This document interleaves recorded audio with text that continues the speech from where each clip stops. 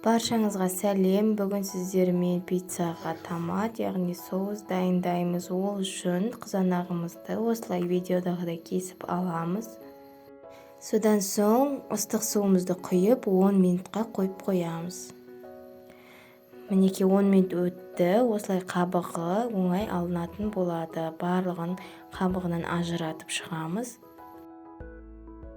Содан соң қызанағымызды орташа етіп тураймыз.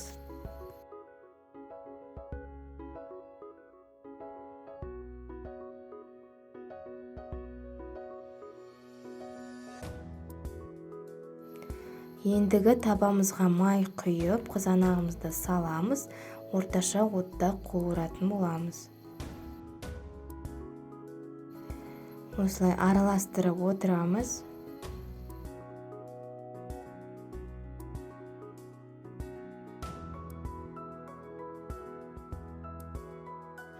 Ендігі тұзымызды, дәмдеушімізді және сарымсағымызды салып, жақсылап араластырып, бір шамамен 2-3 минут қуырып аламыз.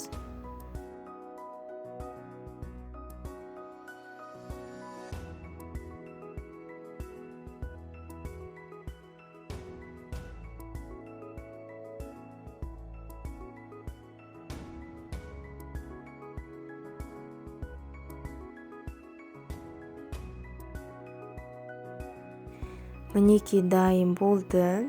Ендігі осыны жақсылап блендермен езіп аламыз. Содан соң бөтен ыдысымызға құйып, суытып, пиццамыздың бетіне жақсаңыздар болады, немесе банкаға салып сақтасаңыздар болады. Міндетті түрде осы соуспен жасап көріңіздер, пиццаңыз өте дәмді болып шығады.